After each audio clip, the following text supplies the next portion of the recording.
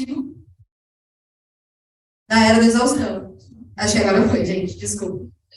Bom, mas para falar desse assunto, quem sou eu? Vou me apresentar um pouquinho, porque acho que é bom que vocês me conheçam. Se passar, vai ser melhor. Para onde que eu aponto? Pra cá? Boa. Eu sou a Gabi.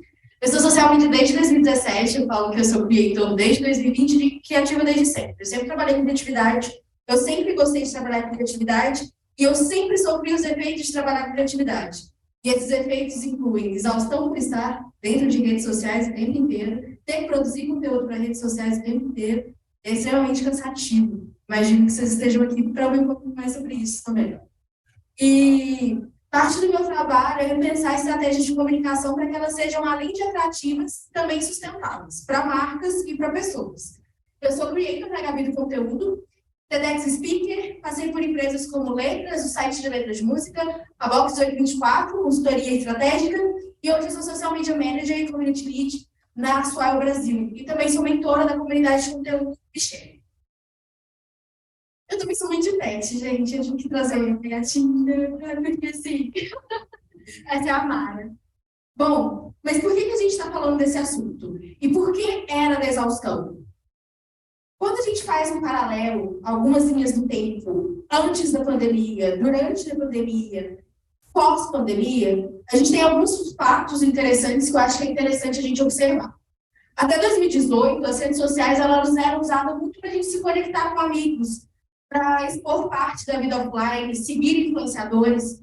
E o consumo de redes sociais aumentou muito desde essa época. As relações elas se iniciavam no digital e se desenvolviam para o offline muito mais facilmente. E o trabalho presencial acaba sendo predominante nessa época. Depois disso, ali em 2020, 2022, durante a pandemia, as redes sociais elas se transformaram em oportunidades de criação, de solução do tédio, apreensão pela incerteza, a gente não sabia o que ia acontecer ali durante a pandemia. O consumo de redes sociais então aumentaram muito.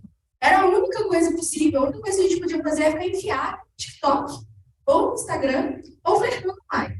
Então, não tinha muita saída. As relações acabavam se iniciando no digital e elas permaneciam ali. O trabalho remoto nessa época se tornou predominante. As telas se tornaram a nova vida real. A gente acabava fazendo muita festinha pelo Meet. E eu odiava isso, mas era a única opção que a gente tinha, né? Porque senão a gente não socializava. E o pós-pandemia, que eu acho que é o período que eu coloco de 2022 para frente, as redes sociais, eu considero elas como ecossistemas de conteúdo. De creators, influência, empresas que nasceram no digital, o consumo de redes sociais, eles continuam aumentando. Não é porque a gente está voltando para o presencial, que a gente tem eventos presenciais agora, que as pessoas estão parando de usar redes sociais. Pelo contrário, o consumo vem aumentando. E o trabalho agora é híbrido. Então, aquele híbrido, assim, com intenção de voltar ao presencial, né? Algumas empresas ali não querendo o remoto mais, a crise econômica, demissões em massa. Então, a gente continua num cenário bem caótico. E fazendo um paralelo com isso, o consumo de redes sociais nunca diminuiu. A gente não parou, a gente não respirou, a gente não parou nem para pensar assim, cara, tem alguma coisa para fazer além de estar aqui no TikTok? Mas estar no TikTok é muito bom, tá, gente? Eu não vou falar só mal do TikTok aqui, não. E aqui acho que eu trouxe algumas notícias que não é para causar nenhum caos, mas é um pouco da realidade. Quando a gente pensa em creators, quando a gente pensa em criadores de conteúdo, quando a gente pensa em pessoas que trabalham com internet, quando a gente pensa em consumidores de internet, a exaustão é o que domina. Quando a gente fala de burnout, quando a gente fala sobre carga, não só são doenças laborais, que são por causa do trabalho, mas também por causa do nosso consumo e da nossa cabeça cansada.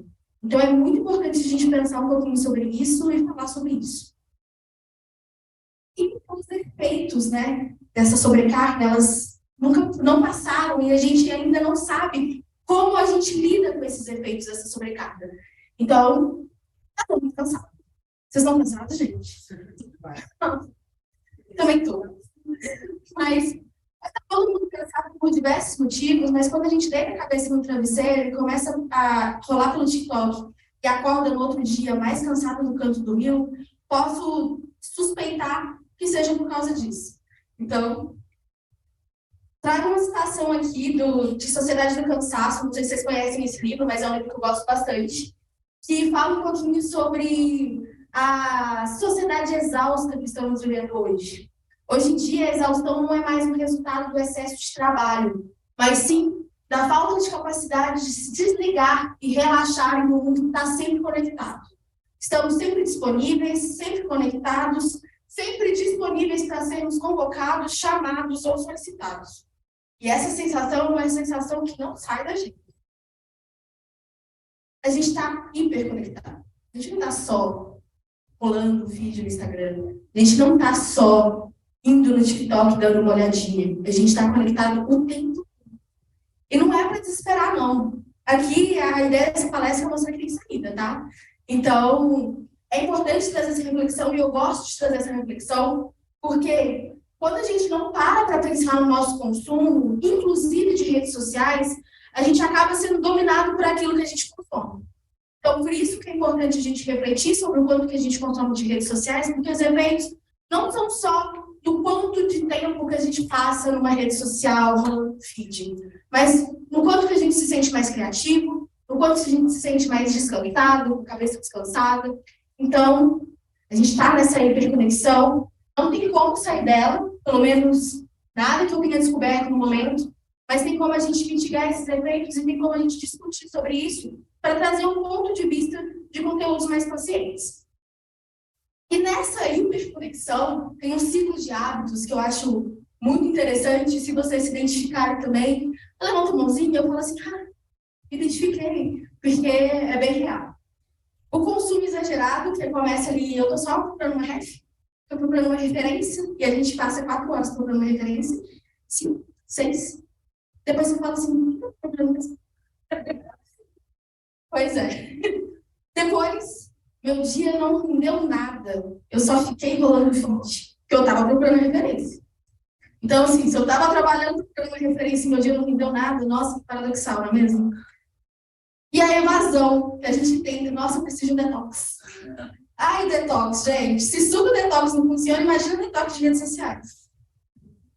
Então, nesse ciclo, é um ciclo que ele meio que não acaba ali.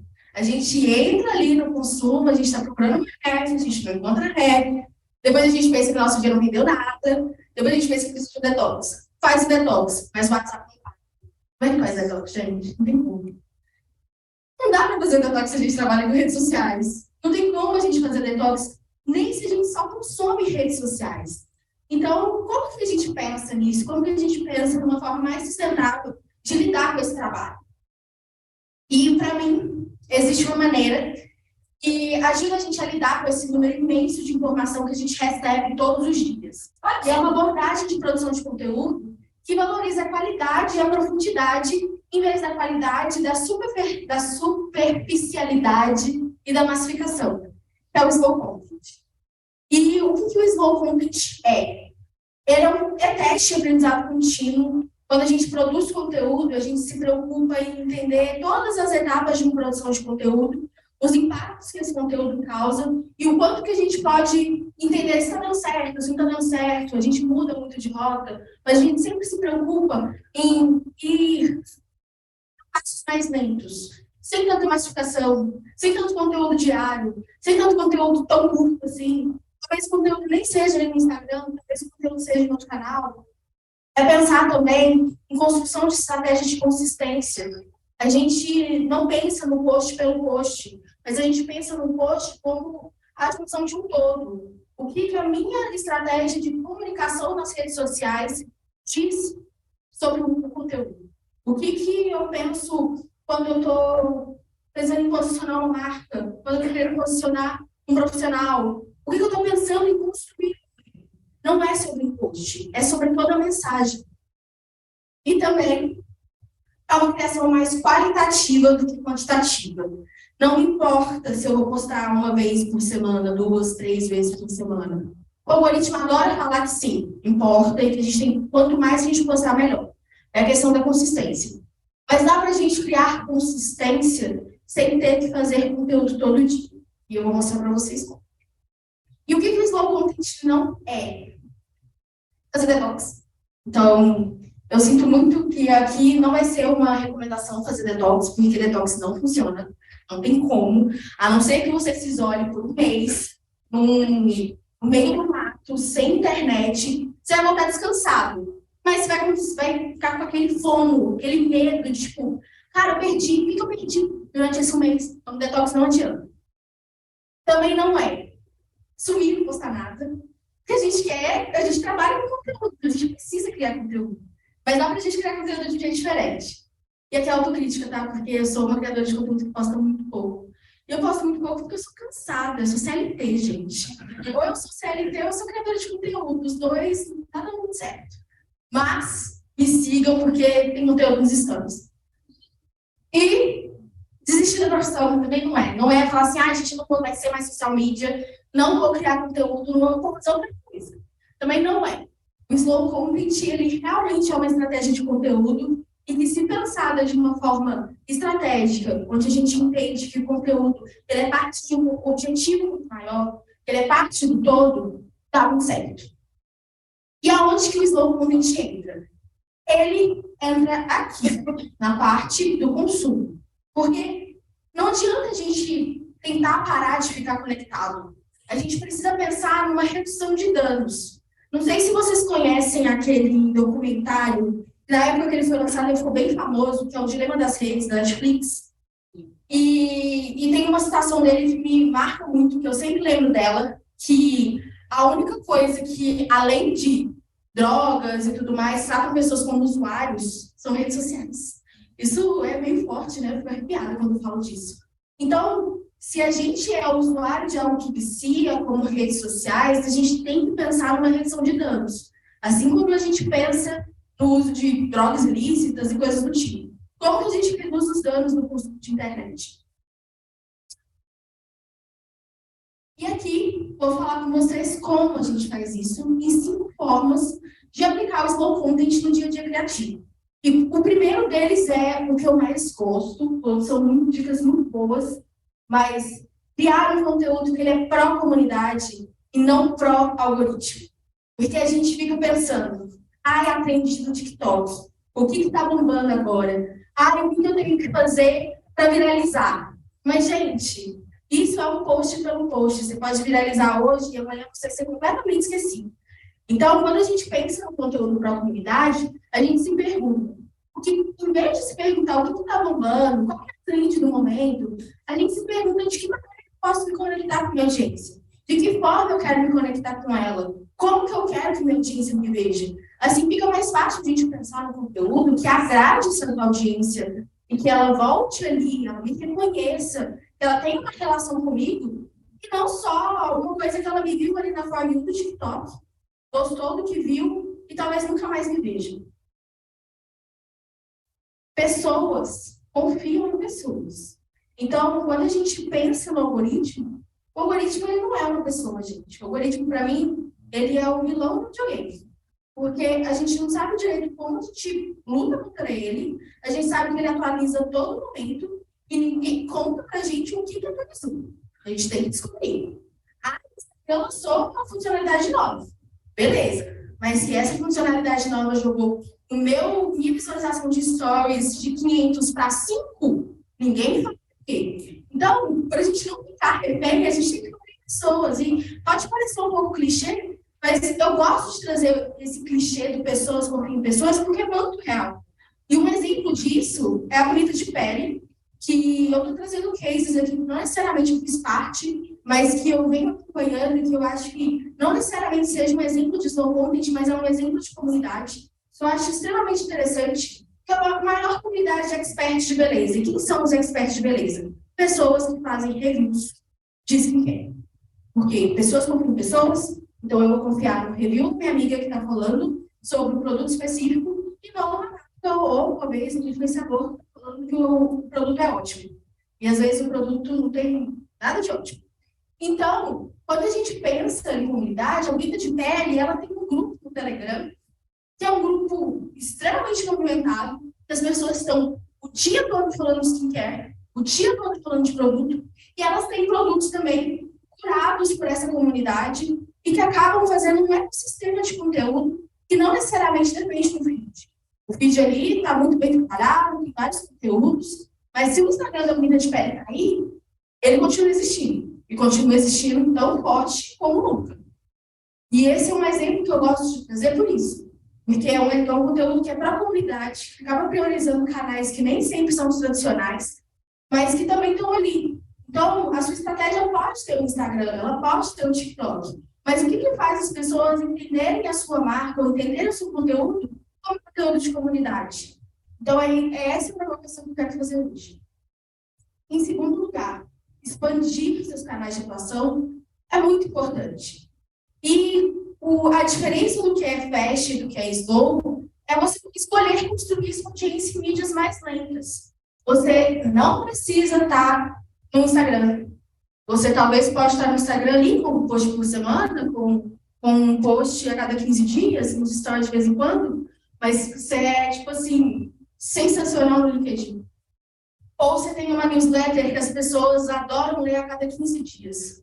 Você está construindo comunidade. Você está construindo o seu legado ali, seja lá qual ele for. E não necessariamente está no Instagram. Não necessariamente está no TikTok. Então, quando você escolhe construir sua audiência em mídias mais lentas, é mais fácil de você educar esse pessoal. É mais fácil você educar. Você fala assim, cara, o meu podcast, ele é quinzenal. O meu podcast, ele é mensal. Ninguém vai ficar te enchendo o saco falando assim, cara, mas eu quero podcast todo dia. Ninguém consome podcast, o mesmo podcast todo dia. A não ser que você esteja maratonando, modus operandi, alguma coisa do tipo, aí tudo bem. Mas, normalmente, quando as pessoas elas escolhem um podcast, elas escolhem seguir aquele ritmo. E quando a gente pensa em newsletter, por exemplo, que é um outro exemplo, é a mesma coisa. Às vezes a newsletter não é diária. E quando ela é diária, ela acaba falando, oi, eu sou uma newsletter diária, me consuma todos os dias. Mas se essa newsletter acontecer a cada 15 dias, ela vai construir a audiência da mesma forma. E um exemplo que eu gosto muito, que é a Bits to Brains, que é a newsletter da Beatriz Guaresi, e é uma newsletter semanal ou quinzenal, se não me engano, com pílulas de tendências para marcas. Ela é bem slow, assim, nas outras redes, e ela é uma pessoa que é extremamente crítica até do consumo excessivo, e traz muito, assim, é uma newsletter cheia de conteúdo, que a gente espera por ela semanalmente. Então, mesmo que ela vive e fala assim, gente, vou ter umas férias, vou parar um tempinho aqui, um mês, sem fazer conteúdo, quando ela voltar, as pessoas vão estar ali esperando aquela newsletter, aquele conteúdo voltar novamente. E é isso que é o conteúdo para a comunidade. O conteúdo é tão bom que, dependendo de onde você constrói, você consegue educar a sua audiência para que você não fique refém de produzir conteúdo o tempo todo. E isso é muito bom para a nossa cabeça, gente, vocês não fazem ideia. Em terceiro lugar, construa comunidades. E aqui parece meio abstrato, assim, o que é construir uma comunidade, mas é você construir um espaço onde você tem regras, onde você tem valores sendo compartilhados, onde você tem pessoas que estão ali porque querem estar ali. Às vezes, quando a gente pensa num follow de rede social, que alguém começou a me seguir no Instagram, a gente pode nunca mais ver aquela pessoa ali, a gente pode não ver a pessoa comentando, a gente não pode ver a pessoa interagindo, mas quando você coloca a pessoa no espaço que tem um assunto que é de interesse dela, que é de interesse seu, é muito mais fácil fazer com que essa relação aconteça. O relacionamento, ele acontece com o tempo. E quando a gente pensa em comunidade, automaticamente é um sinônimo de relacionamento. Então, uma comunidade é um espaço que talvez proporcione uma experiência diferente daquela de rolar um feed, infinitamente. É que está aí na contramão da disputa pela atenção e o seu próprio espaço, com o seu próprio ritmo e o seu jeito de captar a atenção das pessoas. E pode ser uma coisa muito simples, pode ser um grupo do WhatsApp. Claro que a disputa na atenção vai ser com outros 800 mil grupos. Mas, se você tiver um bom motivo para ter comunidade, facilmente você pode ser um grupo que a pessoa vai priorizar ler do que o grupo da família. Então, e também pode ser um canal no Telegram. O Telegram está aí com algumas polêmicas, mas ele ainda assim é um canal que dá para construir grupos. Tem comunidades que são canais à parte, que você pode construir um próprio ecossistema, parecido com uma rede social, com o próprio ritmo, e que também funciona. Então, você pode fazer um espaço para discussão, um espaço para relacionamento, para discussão de temas relacionados ao universo da marca que você trabalha, da marca que você tem. pode colocar eventos, vantagens, as possibilidades são infinitas. E todas elas muito maiores do que um post no Instagram.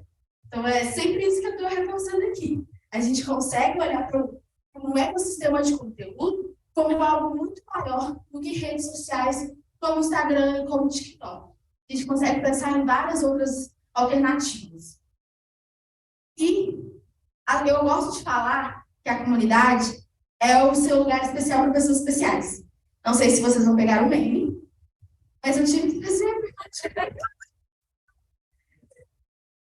Porque é isso, gente. A sua comunidade é o seu lugar especial para pessoas especiais. Você não vai trazer para a comunidade alguém que não está ali para discutir o mesmo assunto com você ou que está a fim de discutir o mesmo assunto com você. Então, construa comunidade, gente. Gostoso demais.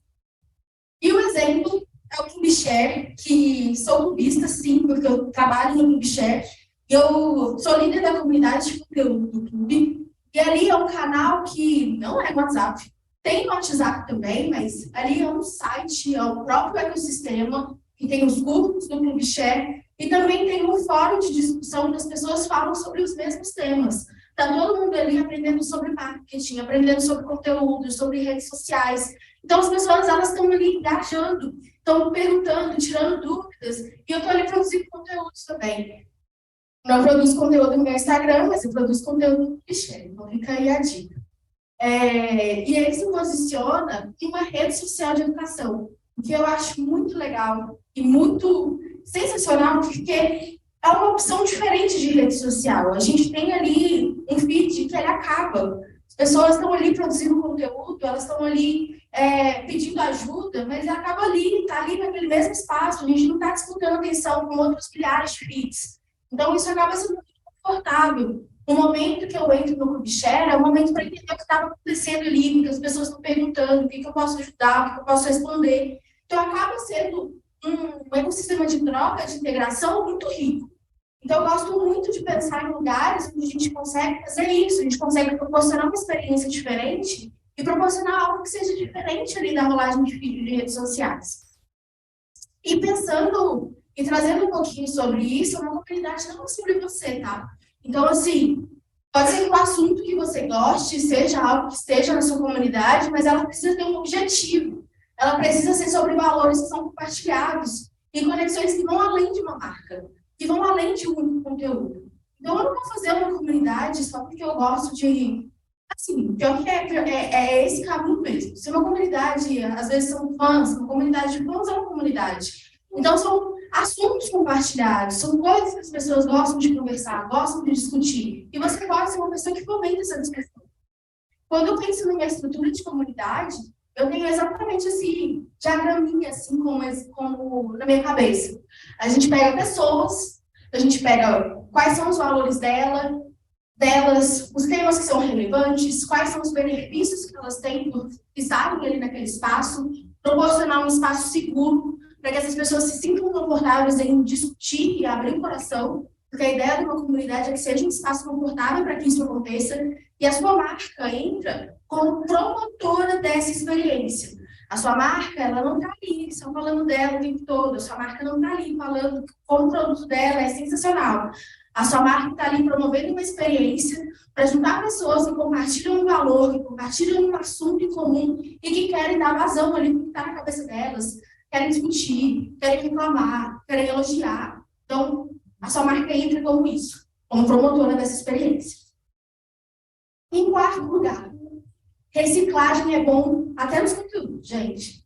Porque um conteúdo ele pode gerar uma série de desdobramentos. Um Reels pode se transformar em pílulas no Instagram ou um áudio mais completo para o grupo do Telegram. Nem todo conteúdo precisa ser inédito. E às vezes a gente tem essa sensação de assim, nossa, mas eu estou sendo tão repetitiva. Eu já falei disso em tantos lugares, mas você realmente alcançou todo mundo. Uau, você alcançou, sei lá, 200 milhões de pessoas no Brasil, alcançou 8 milhões de pessoas no mundo. Uau! Então, assim, o seu conteúdo ele vai ser inédito para alguém. Acho que é bom ter isso na cabeça, porque acaba trazendo uma leveza também na hora de criar conteúdo. Porque se o seu conteúdo, às vezes, for bom no Instagram, ele pode fazer um sucesso no LinkedIn. ou ele pode virar uma pauta da sua newsletter. Então, pensar em conteúdos como um ecossistema que ele se abastece é muito melhor do que você pensar em apenas um post. Porque o post ele se esgota, o ecossistema. E um exemplo, The Last of Us. Acho que ainda está não sei se está no hype ainda, mas, gente, para mim esse é um exemplo perfeito. Porque é um jogo que vira filme, que vira série, que vira boneco, que vira Pedro Pascal, que vira um monte de coisa. É uma indústria, gente. A gente fica pensando, ai, meu Deus, eu não vou receber post, eu não vou postar o mesmo post do Instagram no LinkedIn. The Last of Us fez uma série que tem a mesma narrativa de um jogo. E as pessoas estão assistindo. Nem todo mundo joga, nem todo mundo jogou, nem todo mundo está a fim de passar 15 horas jogando um jogo, se é mais fácil assistir a série com Pedro Pascal.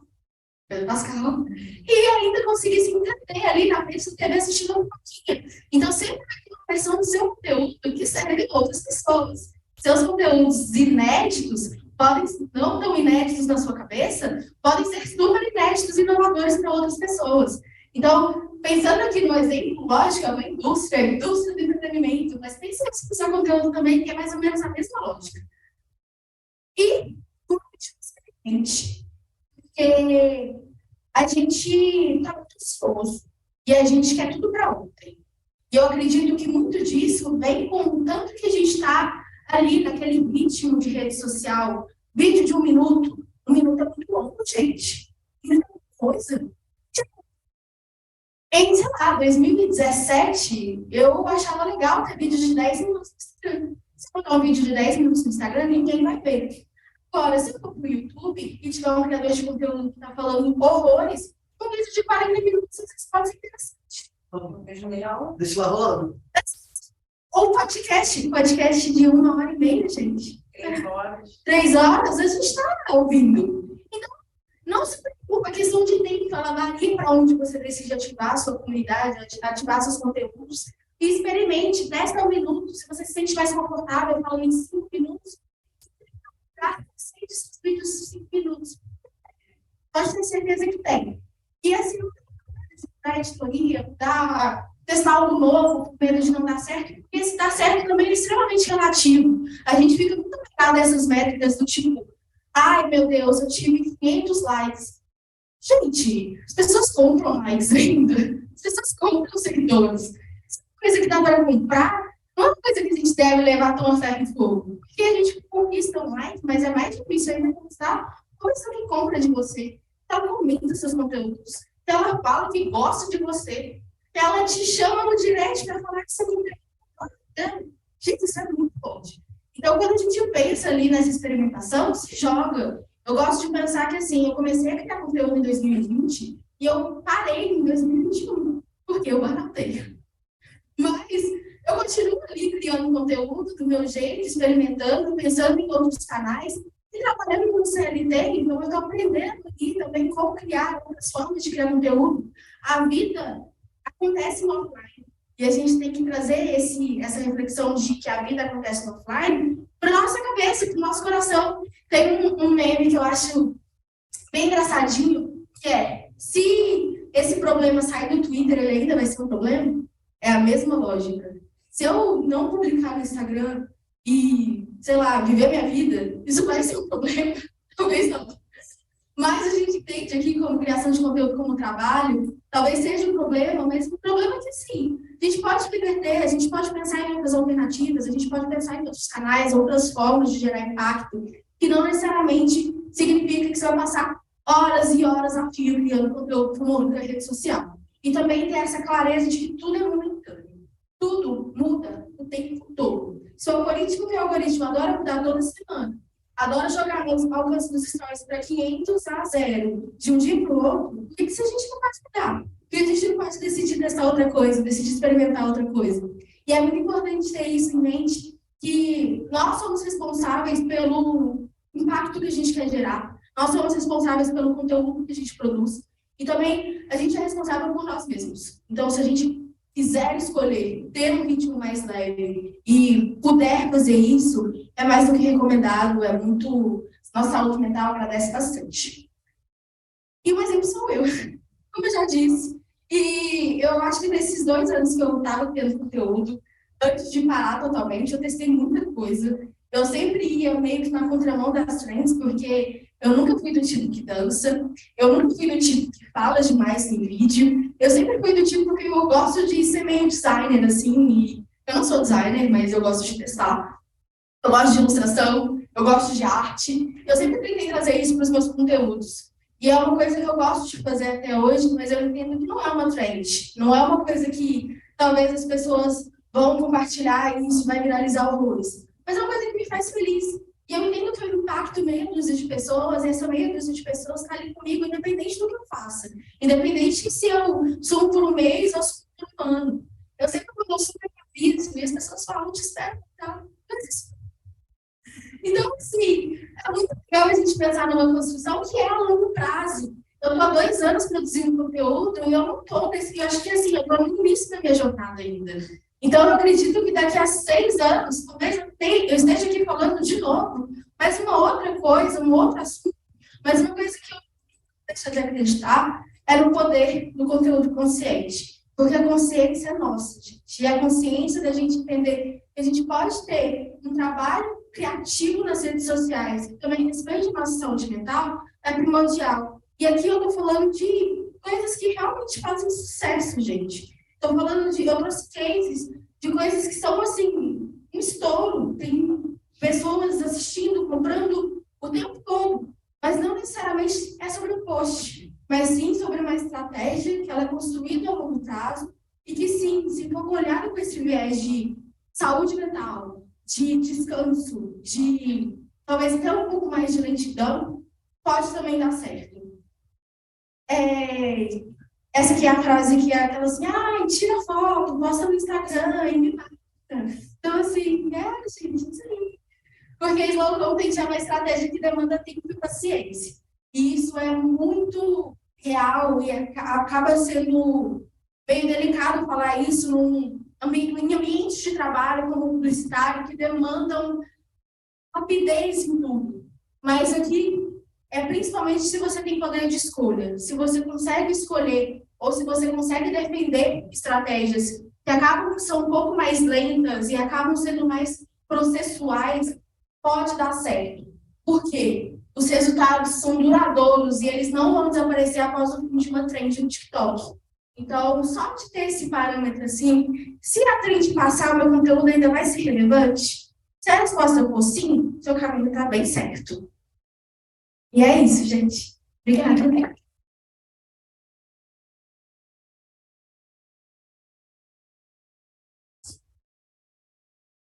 Perguntas? Se não tiver aqui, tudo bem. Oi. Você comentou que no seu, né, seu conteúdo, você procurava fugir um pouco das crenças, das famílias. Então, você buscava uma coisa mais original. O que foi isso, assim? Porque a gente sabe, por exemplo, que quando tem aquela música que todo mundo usa, a gente ouve que vai ter mais entregas se você usar aquela música, aquele formato e tal. Como que você sentiu isso criando uma coisa diferente do que estava rolando ali? Primeira coisa que eu fiz foi abraçar o pop. Eu falei assim, eu vou ser flopado. Eu vou pegar isso para mim, eu vou ser flopado. Por quê? Não necessariamente eu sou uma pessoa flopada. Eu acho que o que eu tenho construído na internet hoje é de uma relevância, é de uma discussão que é muito além do meu perfil, e eu acho que também tem sido algo que várias pessoas estão discutindo. Mas eu falei para mim mesma que isso não vai fazer um sucesso imediato. Eu preciso botar fé. E eu botei fé naquilo que eu estava fazendo. E eu tive alguns resultados muito bons. Eu acho que eu estou aqui hoje, é por isso. Eu estou aqui fazendo essa palestra hoje, eu tive no Gramado Summit mês passado, porque eu acreditei nessa estratégia de conteúdos mais originais e que, originais para mim, né? Porque às vezes você pode entrar no meu perfil e falar assim, já vi várias pessoas fazendo isso. Mas para mim fazia muito sentido. Então, primeiramente, eu acreditei naquilo que eu fazia, naquilo que fazia sentido. E quando eu vi o resultado vindo, foi até bem rápido até. Os primeiros 6 meses eu consegui alcançar um número considerável de pessoas, mas com a mesma estratégia.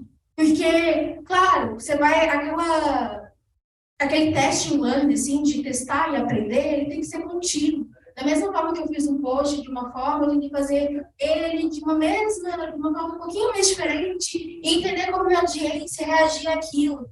Então, é um processo assim, de teste constante e também acreditar naquilo que você faz, porque nem sempre vai ser um viral, um instantâneo, que as pessoas, vai alcançar 10 milhões de pessoas, mas aquilo vai ser um sinal de que você está construindo uma comunidade, que você está construindo ali uma audiência que está afim de saber daquele assunto. E eu acho que isso, para mim, era mais importante. Então, eu fui para esse caminho.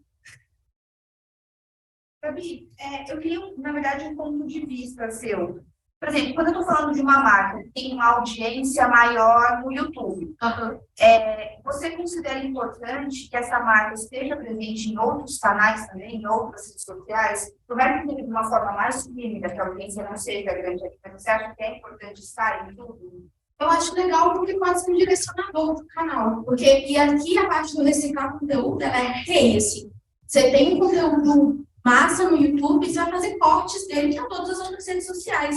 Você não vai ter aquele trabalho de pensar na estratégia do conteúdo. Então, se é só para abastecer, para ter aquela presença e às vezes direcionar a pessoa para o canal do YouTube, eu acho super legal. E ainda assim vai ter essa pegada mais assim, estou reaproveitando o conteúdo, não estou gastando o cérebro pensando numa coisa nova, então eu acho positivo. Imagina. Tudo bem. Qual foi? Você falou muito sobre conteúdo consciente, né? Quando você começou, para você, qual foi o seu principal objetivo? Você pensou focado em quem, para quê? Na verdade, eu tinha um gatilho, eu acho que foi o gatilho de quando eu comecei, que eu criava conteúdo 3 vezes por dia. Para uma marca. E aí, assim, criar conteúdo 3 vezes por dia, para mim, parecia muito insano e, assim, nem eram conteúdos que traziam tantos resultados.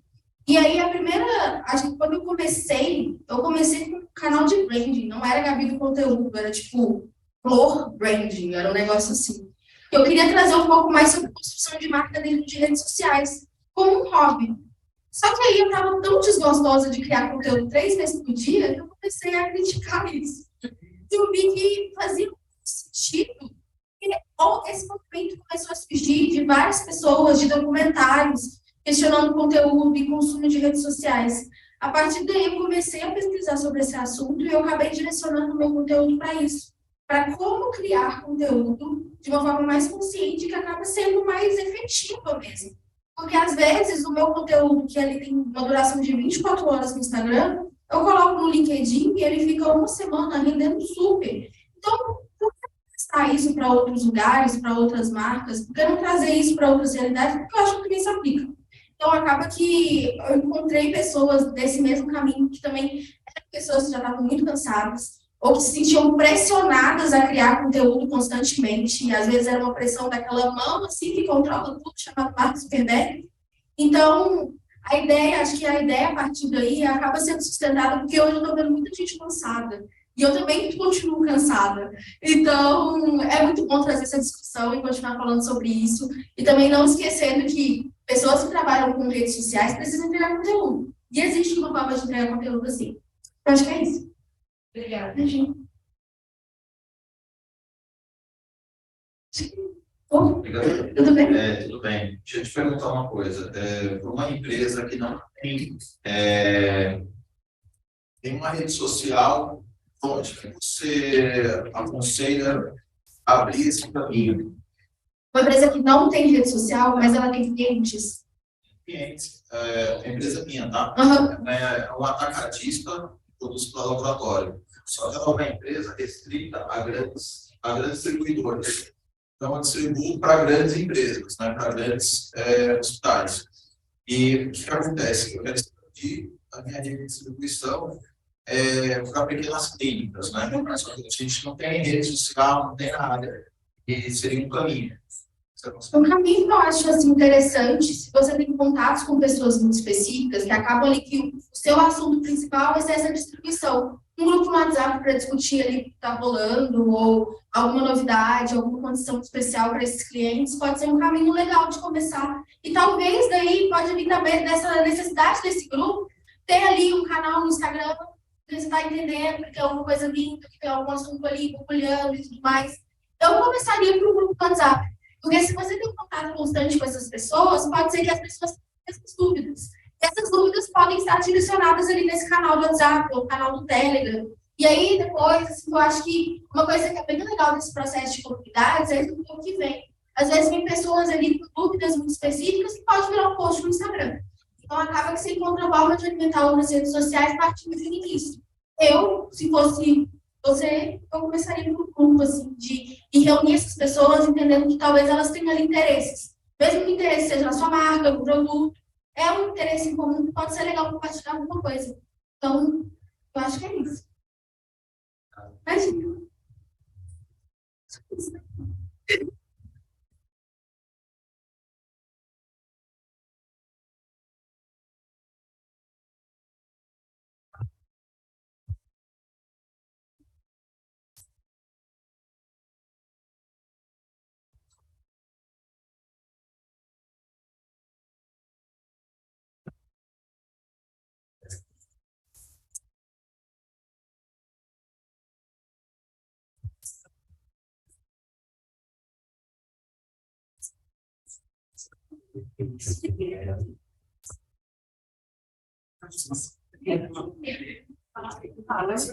Já é impressão.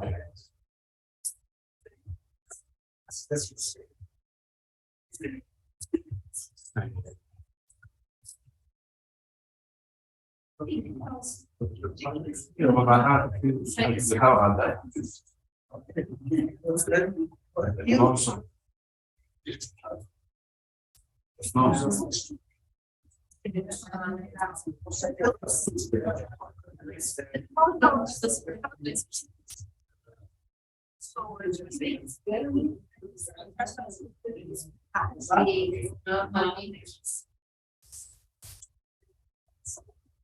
Você vai seguir mais a transição. O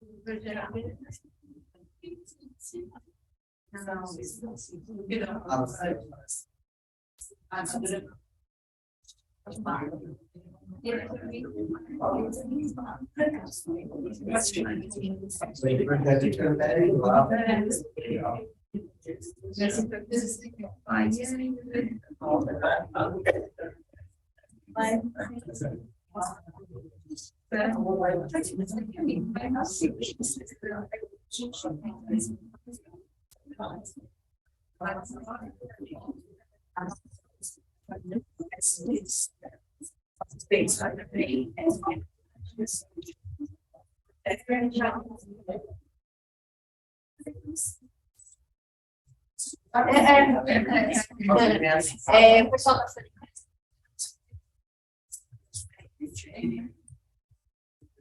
2, 3, 4, 5, 6, 7, 8, 9, 10 pessoas. Quantas pessoas tem?